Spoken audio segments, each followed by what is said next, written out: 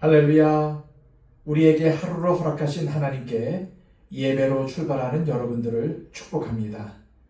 기도하겠습니다. 아버지 하나님, 우리에게 생명을 주시고 오늘이라는 시간을 주셔서 살게 하심을 감사합니다. 하나님, 우리에게 주어진 이 오늘 의미 없는 시간이 되지 않기를 원합니다. 주님, 힘써 주님을 따르게 하여 주시옵소서. 마음을 다해 주님께 순종하게 하여 주시옵소서. 우리를 쳐서 복종하여 주님을 온전히 섬기게 하여 주시옵소서. 하나님, 우리의 마음을 다스려 주시고 우리의 삶을 인도하여 주셔서 오늘도 주님의 자녀로 주님을 닮은 모습, 주님의 사랑만을 드러내는 우리의 모습이 되게 하여 주시옵소서. 예수 그리스도의 이름으로 기도하옵나이다. 아멘. 다 함께 찬송가 390장 찬양 드립니다.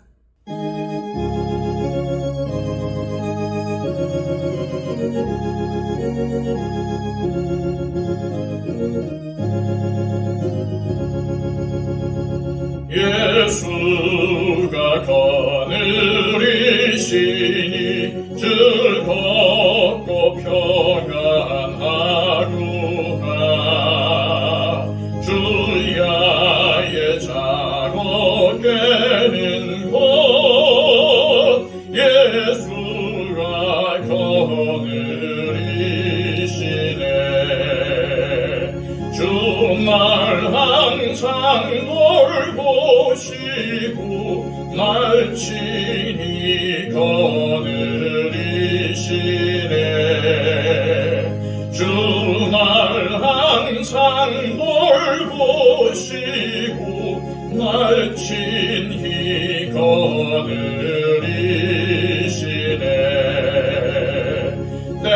때때로 괴로움 당하면 때때로 기쁨 누리네.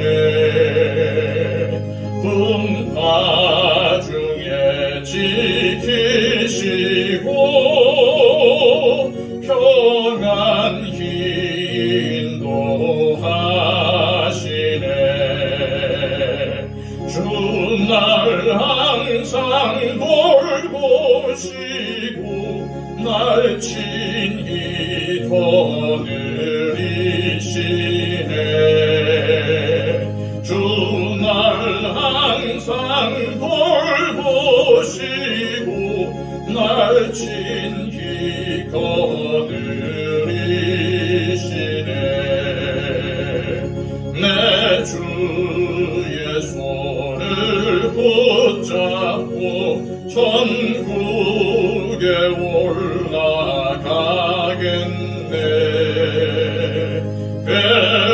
괴로우나 즐거우나 예수가 거느리시네. 주날 항상 돌보시고 날 친히 거느리시네. 주날 항상 돌보시고 날 친히 거느리시네. 이 세상 이별할 때에 마귀의 권세 이기네. 천국에 가는 그 길도 예수가 거느리시네. 주날 항상 돌보시고 날 친히 거느리시네. 주날 항상 돌보시고 날 친히 거느리시네.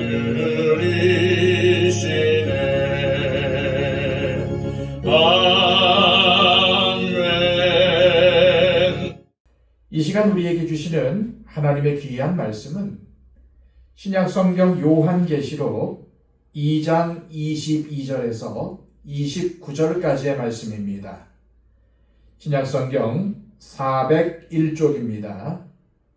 볼지어다 내가 그를 침상에 던질 터이요 또 그와 더불어 간음하는 자들도 만일 그의 행위를 회개하지 아니하면 큰 혼란 가운데에 던지고 또 내가 사망으로 그의 자녀를 죽이리니 모든 교회가 나는 사람의 뜻과 마음을 살피는 자인 줄 알지라. 내가 너희 각 사람의 행위대로 갚아주리라. 두아디라에 남아있어 이 교훈을 받지 아니하고 소위 사탄의 깊은 것을 알지 못하는 너희에게 말하노니 다른 짐으로 너희에게 지울 것은 없노라.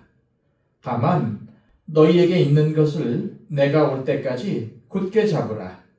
이기는 자와 끝까지 내 일을 지키는 그에게 만국을 다스리는 권세를 주리니 그가 철장을 가지고 그들을 다스려 질그릇 깨뜨리는 것과 같이 하리라. 나도 내 아버지께 받은 것이 그러하니라.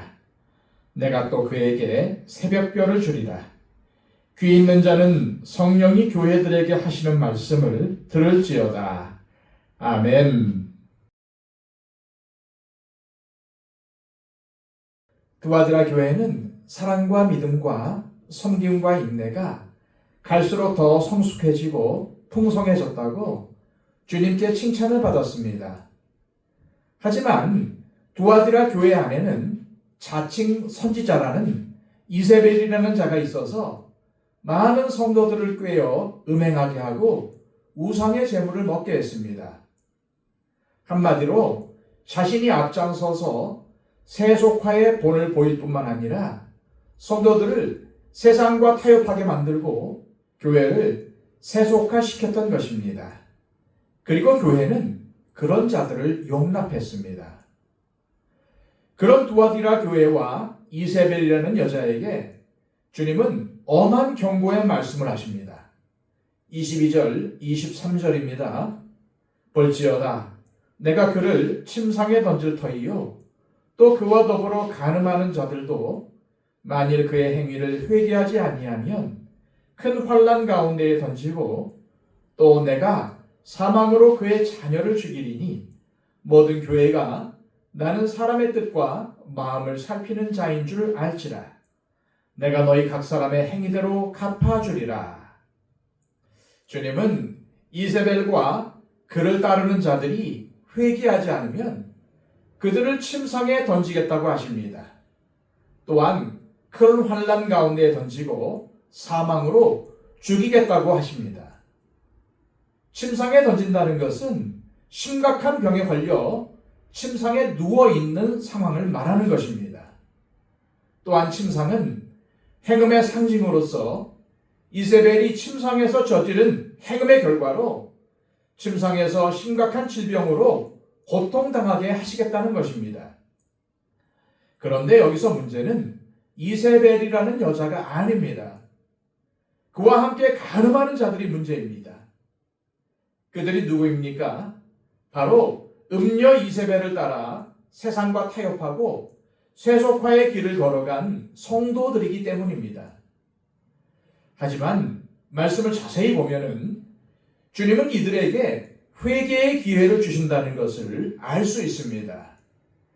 그런데도 회개하지 않고 지속적으로 또한 고의적으로 죄악의 삶을 살아간다면 결국 주님은 회개하지 않는 자들을 큰 환난에 빠지게 하실 것입니다.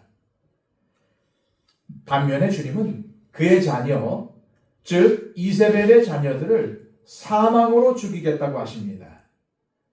그런데 그들에게는 회개할 기회조차도 주어지지 않습니다. 여기서 그의 자녀들, 즉 이세벨의 자녀들은 하나님의 자녀들과는 대조가 되는 표현으로 아주 극단적으로 이세벨을 추종하는 무리들을 말하는 것입니다. 주님이 이렇게 하시는 이유는 무엇일까요? 23절을 다시 보겠습니다. 또 내가 사망으로 그의 자녀를 죽이리니 모든 교회가 나는 사람의 뜻과 마음을 살피는 자인 줄 알지라. 내가 너희 각 사람의 행위대로 갚아주리라. 주님이 이렇게 하시는 이유는 디오아디라 교회를 포함한 모든 교회가 주님은 사람의 뜻과 마음을 살피시는 분이시라는 사실을 알게 하시려는 것입니다. 그러면서 우리가 행한 행위대로 갚아주시겠다고 말씀하십니다. 주님은 주님을 믿는 우리의 행위를 불꽃 같은 눈으로 살피십니다. 왜냐하면 우리가 구원받은 이후라도 구원받은 백성밖에 살아가는 태도가 무엇보다 중요하기 때문입니다. 그래서 주님은 불꽃 같은 눈으로 우리의 삶이 주님을 향해 있는가를 보시는 것입니다. 교회와 성도가 세상과 타협하는 것을 뜻하는 세속화는 항상 그렇게 해도 될 것 같은 모양을 하고 나타납니다. 그리고 반드시 그럴듯한 사람을 통해서 접근합니다. 그렇기에 버가모 교회도 두아드라 교회도 자연스럽게 그들을 용납하고 쇠속화의 길, 주님도 섬기고 세상의 우상도 섬기는 길로 접어들게 되었던 것입니다.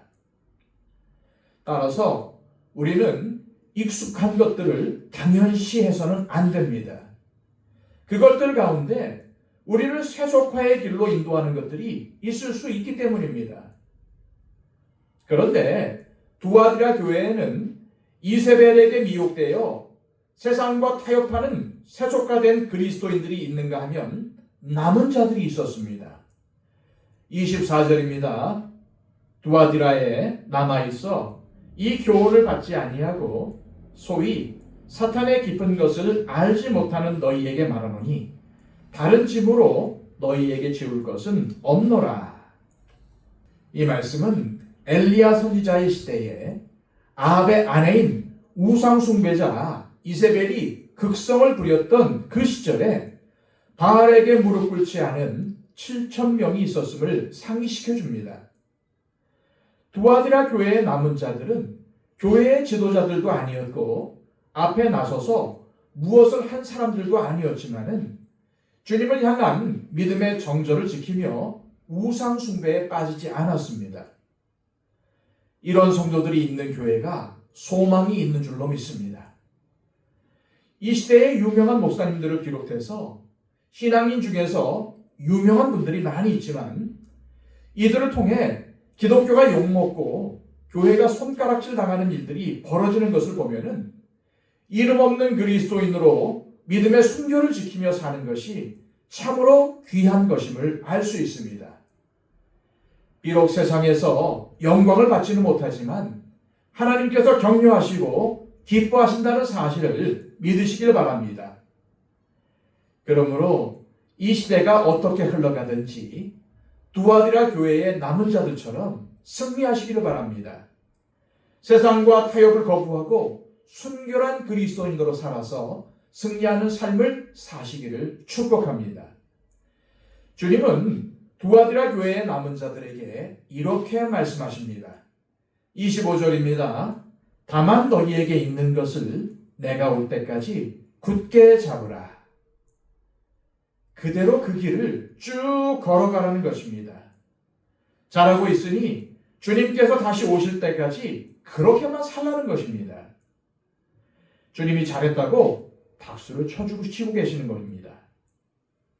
우리 모두 주님께 칭찬받는 사람들이 되시기를 소망합니다.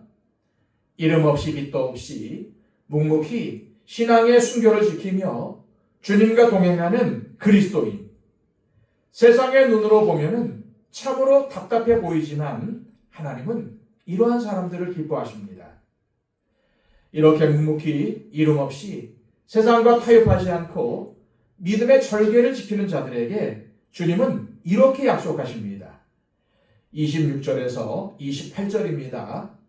이기는 자와 끝까지 내 일을 지키는 그에게 만국을 다스리는 권세를 주리니 그가 철장을 가지고 그들을 다스려 질그릇 깨뜨리는 것과 같이 하리라. 나도 내 아버지께 받은 것이 그러하니라. 내가 또 그에게 새벽별을 주리라. 이기는 사람들, 끝까지 주님의 일을 지키는 사람들에게 주님은 만국을 다스리는 권세를 주시겠다고 하십니다. 또 새벽별을 주시겠다고 하십니다. 여기서 중요한 말은 끝까지라는 말입니다. 잠시 잘하다가 식는 신앙이어서는 안 됩니다. 이기는 사람은 처음에 잘하다가 나중에 변하는 사람이 아닙니다. 시간이 가면 갈수록 더욱 주님을 뜨겁게 사랑하고 주님을 닮으려는 사람들입니다. 그런 사람들에게 주님께서 약속하신 것이 무엇입니까? 만국을 다스리는 권세와 새벽별을 주시겠다는 것입니다. 이것을 간단히 말씀드리면 예수 그리스도의 권세에 참여하게 된다는 약속입니다.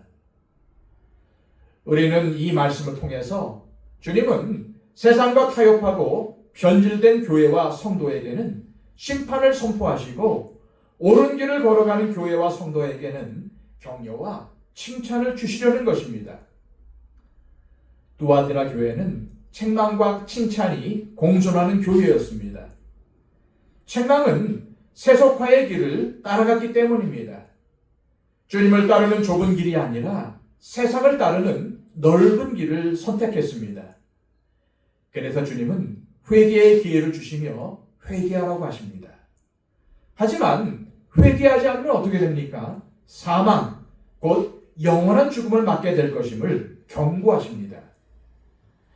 그러나 우리가 신실하게 성경의 진리를 붙잡고 날마다 자기를 부인하고 자기 십자가를 지고 주님을 따를 때 우리는 두아디라 교회의 남은 자들처럼 주님의 칭찬과 격려를 받을 것이며 날마다 승리하는 삶을 살게 될 것입니다.